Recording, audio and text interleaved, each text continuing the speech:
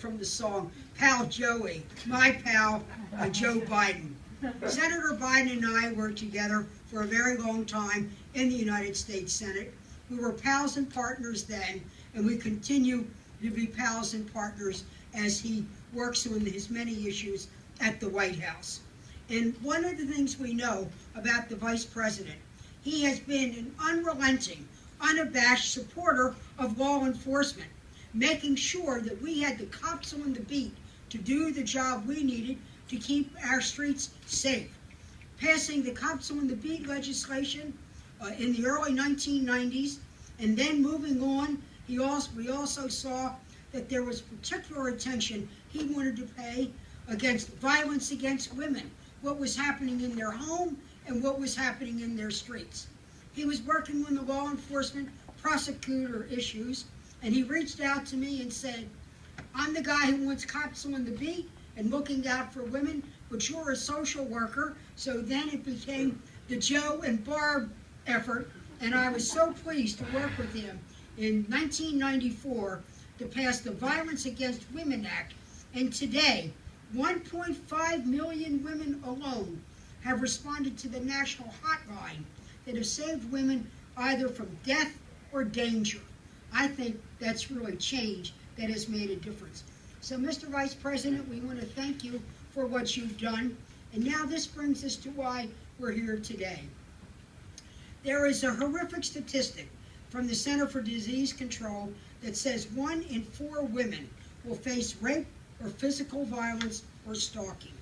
What's worse then is often even after they're attacked, they're doubly victimized by the system, who does not follow through on the prosecution.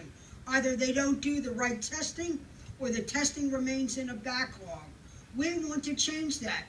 As I said, we want to only get the predator off the street, but we want to make sure it's the right predator. As we have worked on these issues over the year, we saw one of the bottlenecks, one of the choke points of moving things forward was in the laboratories themselves. That after evidence had been collected, there was a backlog in police labs. The Debbie Smith effort stepped forward and we began to break that logjam. But now, thanks to the efforts of the Vice President, there was a DOJ, a Department of Justice study, that said that there were rape kits sitting in police desks, in police lockers, because somehow or another they weren't seen as important enough to move forward, and when they did move forward, they went back into the backlog. He said we got to do something about it. He'll tell you what he did at the White House, but I'll let you in on a little secret. He's a fighter, and he made sure that while he was advising the president, he gave a strong advice to OMB doing the president's budget. The vice president made sure there was $41 million to deal with this new backlog problem we identified. He got it in the president's budget, called up his friend Barb in the Senate, who chairs the Appropriations Committee. I said, I'm on it, Joe. Reached out to my colleague Ben, shoulder to shoulder. When we passed the omnibus bill in December, we had $41 million in the federal checkbook to come out to communities like this to help our law enforcement be able to break the backlog problem, get the predator off the street, and move forward. That's what you call advocacy into action.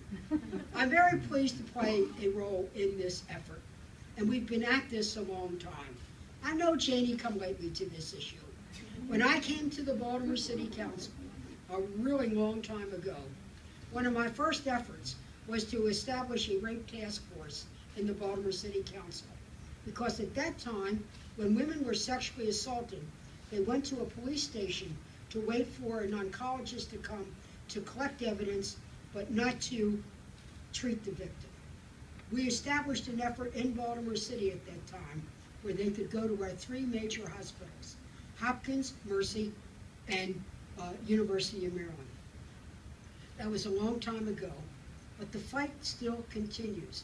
And every day we learn more and do more because of the brave voices the brave voices of advocates, often the victims themselves. They often felt that they were alone and had to carry the shame of this terrible attack on them, locking themselves in a bathroom, crying their eyes out. Well, now it was a crying shame that they had to feel that way.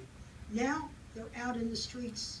They testify before Congress and legislators.